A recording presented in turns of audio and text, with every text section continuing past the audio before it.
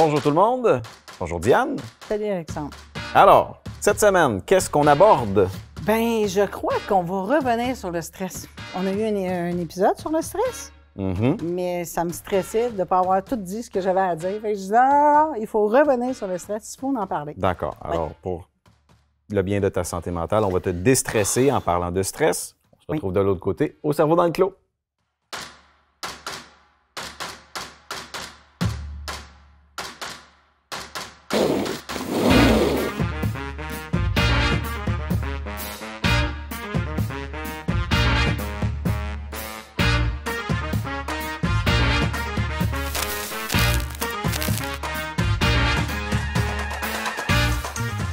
Alors, Diane, cette semaine, quel aspect du stress est-ce qu'on aborde? On va parler du stress en entreprise parce que la dernière fois, on a parlé du stress dans notre vie quotidienne, comment gérer. Prendre des respirations levées, mais des fois... avec l'aide du yoga, de la méditation, etc. Mais quand tu es sur ton lieu de travail, dire « Oh, un instant », puis tu te mets en position de... Dis-moi une position. Du lotus. Du lotus. Ouais. Tu sais, ça peut-être que tes collègues font « Oh my God », c'est dur à gérer le stress en entreprise. Donc, il y a sûrement des façons.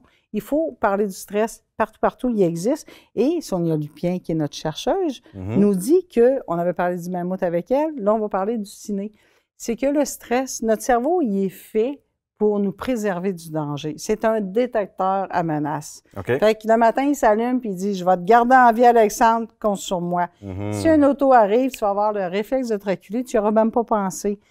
Un feu, tu vas retirer ta main. C'est merveilleux, ton cerveau te protège. Mais en 2021, on n'a plus de mammouth, on n'est plus dans des situations où le feu éclate à tous les jours. C'est dans l'entreprise, qu'est-ce qui peut provoquer ce stress qui nous fait qu'on sue, qu'on a chaud, qu'on tremble? Bien, c'est souvent des situations, et Sonia Lupien les décrit comme « mon cerveau me fait du ciné ». Le C, c'est pour la perte de contrôle. Le I, c'est pour l'imprévisibilité, c'est ça. Le N pour la nouveauté, et le E pour l'ego menacé. Donc, quand ton cerveau te fait du ciné, c'est que tu es en perte de contrôle. Il y a quelque chose de nouveau qui est arrivé, une nouvelle secrétaire. Il y a quelque chose de nouveau qui a changé. C'est imprévisible et ça peut menacer ton ego. Et le cerveau, maintenant, il ne veut pas juste protéger ton état physique, il veut protéger ta petite construction de toi-même. Notre ego prend une grande place, hein? On se construit de ce qu'on est. Puis moi, je suis comme ça. Mon cerveau, il fait... Diane, je vais prendre soin de ton ego. Donc, lui, il voit une menace. Ça peut être toi qui me poses une question et que ça me met dans la barre. Mon cerveau va détecter une menace, puis il va dire à mon corps, « Go! On est en combat contre Alexandre ou dans la fuite. » Et je vais avoir chaud, je vais transpirer. Je vais avoir plein de symptômes parce que t'attaques mon ego et mon cerveau, il ne différencie pas Alexandre de mammouth. Fait qu'il met en stress. D'accord, je vais me raser la prochaine fois. Ouais. Ça va être plus facile. C'est ça. C'est pour ça, ce petit relent-là. Oui, je comprends. Mais notre cerveau est bien fait. Il nous défend. Oui, il est bien fait, mais l'analogie du mammouth n'est pas là pour rien. Ça avait été mentionné aussi à la dernière émission qu'on avait faite là-dessus, c'est que c'est des vieux réflexes ancrés là-dedans. Puis la société est en constante évolution. Tu mentionnes encore la pandémie, ça a beaucoup changé dans les organisations de travail. Là, soudainement, le télétravail y embarque, ça chamboule bien des affaires. Fait que c'est sûr que la dose de stress est différente, puis je dirais quasiment tout le temps dans le tapis, parce qu'on a toujours à s'adapter à de nouvelles réalités, à de nouvelles façons de faire. On a beaucoup d'imprévisibilité.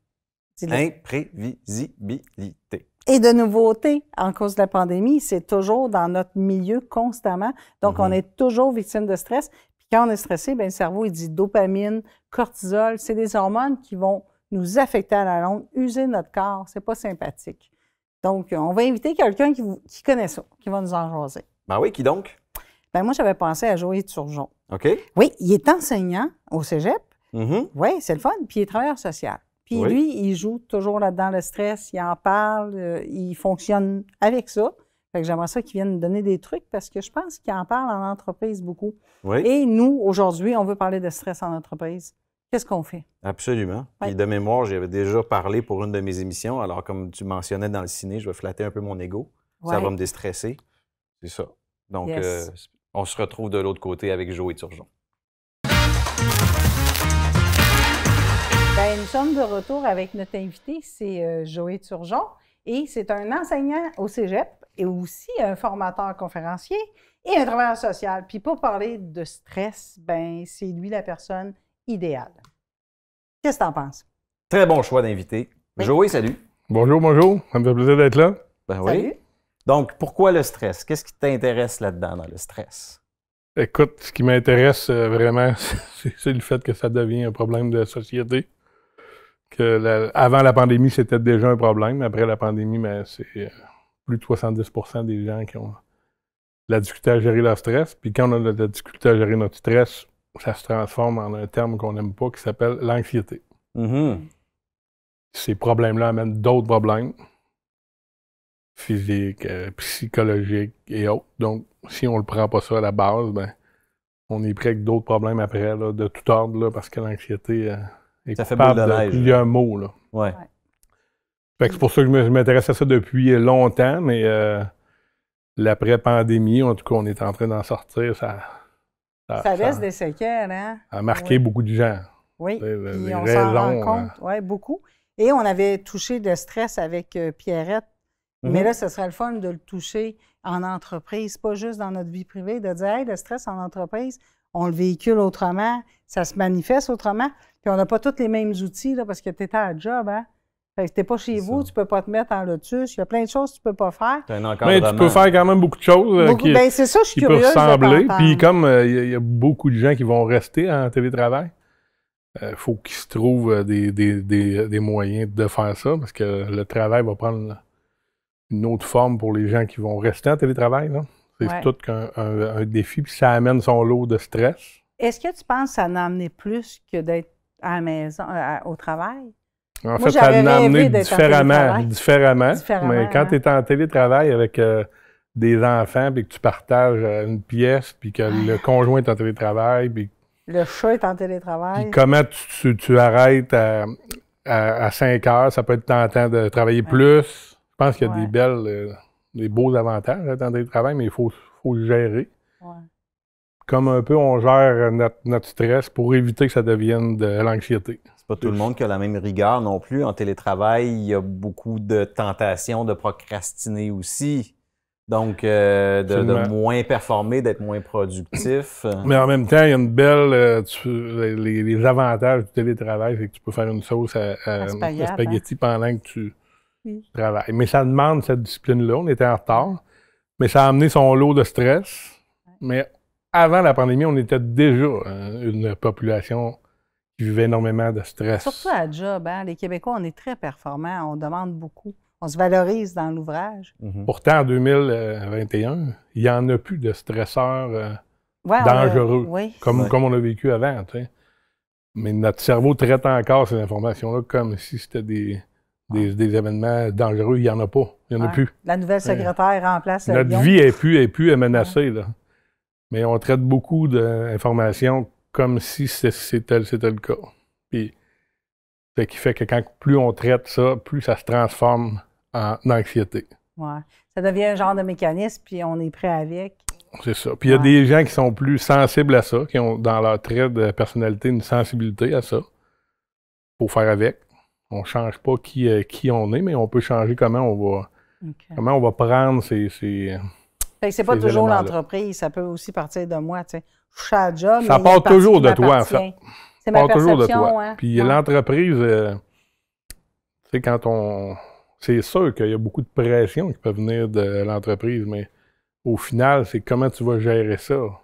Parce que ce que je dis souvent aux gens, c'est que l'entreprise ne changera pas de nom. La TV communautaire ne viendra pas la TV Alex quand Alex va quitter. S'il est en congé de la maladie, à un moment donné, il faut changer cette approche-là, puis comment on gère ces informations-là. Je pense que c'est de là que ça part. Je pense que c'est sûr que certains employeurs ont à travailler aussi de la manière qui donne du stress aux gens, mais il va rester que c'est la personne. Perception, hein? Ouais. Moi, au travail, chez elle. TV Alex, là. TV Alex, ça serait bon, je l'ai entendu, là, puis je pense que c'est une prochaine rencontre d'équipe. Tu pourrais causer du stress à d'autres personnels, là, comme ta directrice. Mais t'es mieux de travailler ça autrement, parce que ça n'arrivera pas, ils ne changeront pas de nom. Non, OK. Puis souvent, comment on voit le travail, ben c'est ça. C'est la perception qu'on a. Ouais. C'est ça qu'il faut changer. T'sais, quand on dit, là, on commence à le dire, là, mais ça reste qu'il faut le redire. Il faut déconstruire ces situations-là. Plus on a du pouvoir là-dessus, puis ça prend pas que n'importe qui peut arriver à déconstruire sa situation de stress, n'importe quelle situation, là.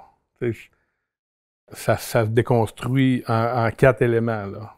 C'est pas différent de personne. Tout le monde vit ça de la même façon, puis on le déconstruit selon 4 critères. OK, vas-y. Qui s'appelle le ciné, ces 4 critères. De Sonia Lupien. Qui vient de Sonia Lupien qui gère cette chaire de recherche-là sur le stress. Elle n'a pas inventé ça, mais on en est venu à dire qu'il y a 4 caractéristiques. Puis plus on travaille avec ça, j'ai beaucoup de clients que j'aide, plus on devient moins pris. C'est pas une situation qui nous tombe dessus. On est capable de voir venir ça puis de faire ça autrement, faire les choses autrement. Mais dans le fond, c'est déjouer son cerveau. Absolument. Dans le fond, t'aides les gens à dire hey, je vais te donner des outils, Diane, on va déjouer ton cerveau, on va déconstruire ce que tu vois comme menace. Comme si tu t'étais tapé une trail depuis longtemps, puis il y a toutes les fois qu'il y a une menace. Mais comme je vous disais tantôt, il y en a peu là, en 2021. Des grandes menaces, ça n'existe plus. Là. On s'invente ça. Mais quand même, le cerveau étant niaiseux. Ouais. Il reste dans le trail comme ça. Si vous êtes les personnes les plus brillantes, vous avez quand même un cerveau niaiseux qui va croire ce que vous lui dites. Ouais. Fait que quand on déconstruit ça, puis qu'on comprend qu'on est plus sensible à un élément, mais c'est plus facile de faire ce qu'il faut quand cet élément-là arrive. Ces 4 éléments-là, c'est assez facile. On donne l'acronyme CINE pour se souvenir de ça. Donc, une perte de contrôle. Ouais. On n'a plus de contrôle sur l'événement. Le I pour l'imprévisibilité ou l'imprévu. J'ai essayé de le dire tantôt, je me suis accroché. Il faut respirer avant, bien, lui. Puis prendre son Respirer. temps. Tu vois qu'il gère mieux, lui, Oui. c'est ça? Le M pour une situation nouvelle. Ouais. Puis le E pour une menace à l'ego. Ouais. Il faut comprendre aussi que c'est addictif, ces 4 éléments-là. Plus il y en a, plus on va vivre du stress. Plus on vit du stress, plus ça risque de se transformer en anxiété. Quand le cerveau produit l'hormone de stress, sans rentrer dans les grands détails, puis sans devenir un spécialiste de la neuropsy, ça produit l'hormone de stress la plus importante, qui est le cortisol. On veut diminuer la production de cortisol, puis augmenter d'autres hormones qui vont venir contrecarrer ça, qui s'appellent la sérotonine, entre autres. C'est ce qu'il faut faire. Puis quand on produit de la sérotonine, on ne peut pas produire de cortisol. Le cerveau en produit une ou l'autre. C'est bien fait. C'est ça qui est bien fait. Plus on arrête de ruminer ou d'anticiper tôt, moins on va produire de cortisol. Puis là, on met en action certaines techniques de respiration simples, aller prendre une marche dehors quand il fait soleil. On a démontré en laboratoire chez Sonia Lupien que flatter un chat ou un chien, ça produisait cette hormone-là. On ne sait pas pourquoi, mais on sait qu'on produit de la sérotonine quand on caresse un animal. C'est pour ça qu'on voit de plus en plus d'animaux dans les entreprises comme support. Mm-hmm. Il y a beaucoup de moyens naturels de produire cette hormone-là. Puis plus on travaille notre cerveau à produire cette hormone-là, ben, je vous l'ai dit au début, le ça cerveau va être la niaiseux, traîne, mais la meilleure traîne. il va arrêter de produire l'hormone de stress. C'est comme ça, là. Ça se fait pour n'importe qui va essayer de le faire. Si on veut pas que cette anxiété-là se transforme en d'autres maux et maladies qui sont parfois incurables, ben, il faut s'occuper de son stress. Puis sinon, faut on pas ouvre bien attendre. des portes, hein, Pas attendre que ce soit les employeurs ou le conjoint. C'est une petite démarche qui peut se faire personnellement assez rapidement. Puis calmer ça, ce hamster-là. Là. Ouais, prendre conscience, dans le fond. Mm-hmm. Puis, fait que là, on a parlé de chiens, chats, hamsters, etc. Fait qu'on va prendre un petit temps pour aller à l'animalerie. Ouais. Puis on revient après ça avec la question du public. On s'achète un cheval. Il ne rentrera pas dans le studio.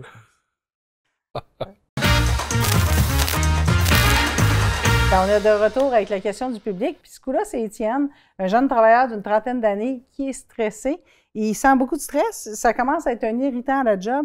Puis là, il se demande « Qu'est-ce que je fais? Je suis écœuré. » Excusez le terme, il est écœuré. Donc, Joey, tu ferais quoi? Tu dirais quoi à notre Étienne? ben, avant de lâcher son emploi et des trucs à faire, il faut savoir d'abord que le stress est sain. Qu'il y a une certaine forme d'anxiété, c'est sain et c'est normal aussi. T'sais, la première chose à faire, c'est ça. On dirait qu'on devient sensible, puis dès qu'on est stressé, on pense qu'on a un problème avec ça. Ouais. C'est pas vrai. Mais quand tu dis c'est sain, tu veux dire? C'est-à-dire que le stress est important. L'anxiété aussi. Par exemple, d'anticiper une tâche au travail qu'on va avoir à faire qui nous rend anxieux, ça va être bon parce que ça va nous mettre dans cet état-là pour faire une tâche qui est peut-être plus dure, qui va durer, mais il faut que ça ait un début puis une fin. Okay. Parce que ça arrive là, qu'on vit de l'anxiété qui est saine, qui nous amène à nous dépasser. Ça veut dire mon cerveau, il a le droit de me mettre un petit peu préoccupé. Il faut qu'il fasse ça. Ça veut dire je me lance dans le futur, je me prépare, j'anticipe, mais il ne faut pas que je reste là-dedans. Non, on va être inerte et on fera rien. Okay. Même c'est juste de comprendre ça. Si on regarde à la base les 4 critères du ciné, en tant que tel, froidement, ces choses-là ne sont pas négatifs. S'il n'y a jamais de nouveau dans notre vie, on n'apprendra jamais rien. Si notre ego n'est pas menacé, on ne se remettra jamais en question, etc. Donc, absolument. Malgré tout, il y a du bon à retirer de ça. C'est simple, c'est correct, puis il faut arrêter de capoter si je vis une situation de stress au travail pour dire là, c'est qu'il faut que ça ait un début puis une fin. On est capable de faire un bout en étant stressé puis en faisant ce qu'on a à faire, mais il faut que ça diminue. Yeah. La problématique, c'est quand on reste sur un plateau puis que ça ne descend plus. Là, c'est là qu'on a un problème parce qu'on va produire trop de cette hormone-là qu'on a dit, puis à un moment donné, le corps va nous dire que ça ne fonctionne plus. Si c'est ça, pour Étienne, ben, il faut qu'il regarde à partir du ciné, qu'est-ce qui le rend stressé? Qu'est-ce qui le rend anxieux comme ça? Est-ce que c'est parce que c'est une situation qui diminue pas? Si c'est une situation qui diminue pas, ben là, il faut m'emmener s'asseoir avec notre supérieur puis voir où est-ce qu'on peut diminuer cette pression-là. À un moment donné, on fait ça, on fait tous ces mécanismes-là, mais que ça reste tough puis qu'on a de la difficulté à surmonter ça. Ben là, il faut passer à un autre niveau qui est d'appeler notre programme d'aide aux employés ou appeler un professionnel puis aller plus loin avec ça en disant qu'on a essayé beaucoup de choses, mais on reste dans un état comme ça, de la difficulté à dormir, de la difficulté à être motivé pour se lever pour aller au travail. Mais là, on s'en va dans un stress chronique qui peut devenir un épuisement professionnel. Ça, encore là, chaque personne va être différente. Fait oui, on ne réagit pas aux mêmes stresseurs. Il faut se reconnecter sur comme soi et être sensible. On n'a pas toute la même traite. Non. Puis je travaille dans des entreprises de gars qui n'ont pas consulté beaucoup. Puis quand tu leur dis ça en fait du sens. Là. C'est juste qu'il faut prendre le temps de prendre un petit pas de recul. Puis... Mais ton truc, le ciné, moi, je l'avais vu comme une explication. Toi, tu le vois comme un outil. Je trouve ça cool. Dans le fond, tu le vois vraiment comme un outil. Si vous googlez ciné, Sonia Lepien, vous allez voir un tableau qu'elle met à la disposition. Mais c'est simple, hein? C'est les 4 éléments, puis tu coches dans quoi qui est le plus sensible. Puis généralement, quand tu l'as coché, tu sais que toi, tu es plus sensible à ça. Mais lève ce drapeau jaune-là quand tu vois qu'une situation est imprévisible, menace l'ego, ben ça veut dire que tu vas produire du stress. Fais ce qu'il faut pour calmer ça. Ton cerveau reste niaiseux. Là. Tu lui dis des choses pour ça là, que... Tu sais, je crois à ça, là, tout ce qu'on se dit de pensée positive et de mantra, mais c'est quoi qu'on fait quand on fait ça? On dit à notre cerveau qu'on va être bon, qu'on va être capable. Notre cerveau croit ça. Là. Je ne veux pas aller dans ça, mais ça marche. Parce que le cerveau est niaiseux. Même si on est un prix Nobel. Le cerveau traite l'information, puis le cerveau a besoin de classer les choses. S'il n'arrive pas à classer une chose, il va ruminer ça. C'est comme ça. T'sais.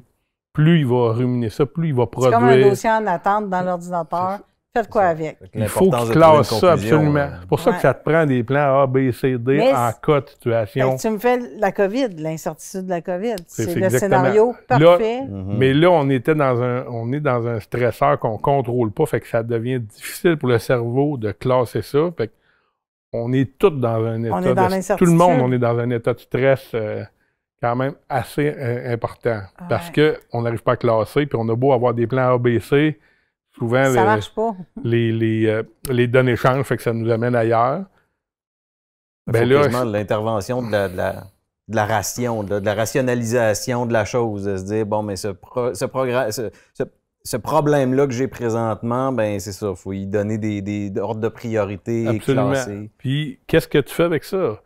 Quand ton cerveau a un plan ABC, juste le fait d'avoir un plan ABC, ça va calmer l'hormone de stress. Parce qu'il sait qu'il va pouvoir faire quelque chose avec ça. Okay. Quand tu n'as rien qu'un plan et que ça ne fonctionne pas, c'est sûr que tu t'en vas vers de produire trop d'hormones de stress qui vont se transformer en anxiété. C'est inévitable pour tout le monde. Fait que se préparer un plan A, un plan B. Moi, je deviens... Quand j'ai un cours à donner au cégep, je déteste arriver 5 minutes avant mon cours.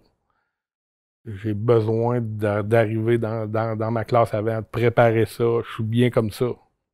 Je ne serais pas à faire un plat avec ça. Je vais partir 1 heure avant. Oh. Moi, ça l'est stressant. Je ne veux pas commencer à travailler la situation. Je vais juste arriver 1 heure avant, c'est tout. Moi, ça me sécurise. C'est ce que tu donnes à ton cerveau. Tu te dis, hey, les nerfs, tu ne partiras pas. C'est ça. C'est pas tout le temps de trouver des moyens drastiques. Moi, d'arriver 45 minutes dans mon cours avant, donc partir 1 heure d'avance, puis ça l'a réglé ça. C'est le plan. Okay. Puis je sais que si je suis à la dernière minute, je vais être stressé. C'est d'adapter des outils avec ce que notre cerveau nous demande. Puis souvent simple, là, très simple. Oh, ouais. Tu sais que tu es sensible à un élément, bien, qu'est-ce que tu fais avec ça? Ouais. C'est d'apprendre à se regarder puis se reconnaître un petit peu. C'est sûr. Ouais. Puis ça, il y a des gens qui ont un peu plus de difficulté avec ça. Ouais. Mais pour accompagner des gens depuis 22 ans là-dedans, c'est faisable à n'importe quel niveau. Puis ça donne des résultats incroyables. Parce que quand on est stressé de façon importante, on mobilise une énergie incroyable. C'est fou, hein? Si on a peur, si on est fâché, puis quand on est anxieux, ben on emmagasine cette énergie-là pour rien. Ouais. Parce que le corps va emmagasiner ça pour être capable de faire face à ce un événement X, puis il n'y en a pas. Sonia Lubien parle du mammouth. Donc, on va emmagasiner ça parce qu'on sait qu'on va rencontrer le mammouth. On va avoir besoin de cette énergie-là. Mais le soir venu, on n'a pas eu de mammouth. On a la boule dans l'estomac, puis on n'a pas de mammouth. Ouais. Et on a besoin d'extérioriser ça. Extérioriser ça, ça se fait avant de se coucher par plein de moyens. Puis un des moyens les plus efficaces, si la respiration, on est moins au fait avec ça, c'est de chanter. J'aurais pas. Ah ouais? Parce que chanter, ça l'amène, cette respiration-là qui est en méditation. La respiration par le ventre. Ouais. N'importe qui chante doit respirer par le ventre. OK. Même si vous n'êtes pas des très bons chanteurs, mettez-vous une chanson, chantez-la. Le souris, il vient d'après moi, il chante mal. Le plus fort possible, c'est encore mieux. OK. Puis ça, la musique, c'est démontré scientifiquement par une chaire qui s'appelle Brahms. Ça a des bienfaits incroyables sur la production de sérotonine. Ce n'est pas la sorte de musique là, que je chante du Rush ou de quoi de assez élevé. Tant que je... Faut que tu connaisses les paroles. Puis si tu ne connais pas les paroles, quand tu mobilises le cerveau à faire ça, tu te ramènes dans le moment présent en même temps que tu respires. Okay. Ça fait un beau mix pour... j'aime mieux ça que la respiration, moi. Ça fait un beau mix pour libérer cette énergie-là accumulée. Ouais. Quand tu fais rien à chaque jour, tu accumules ça, puis là, tu deviens hyper sensible. C'est ce qu'on voit, là. Ouais. Trouver le moyen qui est le plus efficace, mais il reste que de chanter, c'est simple, sûr hein? que ça fonctionne. C'est simple. C'est simple, puis on n'a pas besoin d'être des experts en chant, là. Comme moi qui est hyperactif, moi, juste prendre la respiration, faire du yoga, je viens anxieuse. Absolument. J'analyse, mais je suis plus capable. Le yoga me stresse. Le problème dans les trucs... Tu viens de trouver un nouveau truc et peut-être une nouvelle carrière. Aussi, oui. Peut-être qu'on va découvrir des nouveaux chanteurs. Mais ce qu'il faut comprendre dans ces trucs-là, c'est que un qui est bon pour un n'est pas bon pour l'autre. Puis on a souvent parlé de la respiration puis de la méditation. Mais il y a des gens qui deviennent anxieux parce qu'ils n'arrivent pas à le faire. arrêter. Puis on devient anxieux de se le faire dire aussi. Ah, Diane, essaie de respirer, viens avec moi au yoga. C'est la pire chose. C'est ça. Il faut trouver ses moyens. Ce qu'on aime. C'est rare que les gens ne sont pas sensibles à écouter une chanson. Ouais. Fait que ça c'est quelque chose qui est un peu plus universel au Québec, on aime ça, fredonner puis chanter. Mais tant mieux, si vous êtes initié à la respiration, à la cohérence cardiaque, il y a une méthode qui s'appelle le 3-6-5. Vous pouvez, en googlant, trouver ça. C'est de respirer dans le moment présent. Avec plusieurs personnes, ça fonctionne. Donc, 3 fois par jour, 6 inspirations, expirations pendant 5 minutes. OK. Ça s'appelle la méthode 3-6-5. Qu'on le veuille ou pas, ça fonctionne, puis ça amène notre système. Même si on le fait marabout de reculons, ça va marcher. Pourquoi? Parce que notre cerveau est niaiseux. Fait que, moi, je suis fâché, mais lui, il fait gage, je respire. Respire, puis moi, je respire, puis je suis au calme. Fait que quand je suis au calme, ça va la bien. même chose pour arrêter les 8 hamsters de tourner, par exemple, quand on se couche. Pourquoi ça fait ça quand on se couche? Parce qu'on a accumulé beaucoup de cette énergie-là, puis les autres, ils veulent évacuer ça. OK. Il faut les prendre un par un, puis après ça, régler ça. Essayez de dire non, ils sont pas là, puis il faut dormir, c'est la pire chose à faire. Fait que tu ferais quoi, toi, avant de te coucher? Tu dirais, ben, je classe mes dossiers? First, je chanterais, certainement. OK. Puis après ça, ben, quand un hamster part, il y a une raison à ça. Là. Ouais. Se battre contre lui, c'est de le faire courir encore plus vite. Okay. C'est de regarder c'est quoi le problème, puis de dire, OK, tu sais, on a un problème, on va regarder ça demain de telle ou telle façon. OK. Fait que c'est d'avoir un plan. Tu parles à ton hamster, tu dis, regarde, oui, je t'entends, et j'ai un plan A, B, C, mais on s'en reparle demain matin. Fait que là, tu chantes, tu parles au hamster. C'est sûr que si tu es en couple ou en famille, tu essaies de leur expliquer que c'est des nouveaux moyens. Maman va parler à son hamster. Ça fonctionne. Mais non, mais c'est pas bête. Ça veut dire qu'il n'y a pas d'aller se coucher en ruminant, en disant wow, wow. Non. Puis, je vais mettre des plans dans ma face. Plus on essaie de contrer ça, pire ça va être. Ça, c'est ça. L'humain est très bien fait. Puis si un hamster part, il y a une raison à ça. Puis s'il n'y a pas de raison, ben réglez-les. Si ça part parce que tu es en train de grossir une peur qui n'existe pas, ben là, attaque-toi à ça. Ouais. Mais généralement, ça a un lien avec une préoccupation que tu as. Sinon, on tombe vers l'anxiété. C'est juste que tu ne régleras pas ça cette nuit. Là.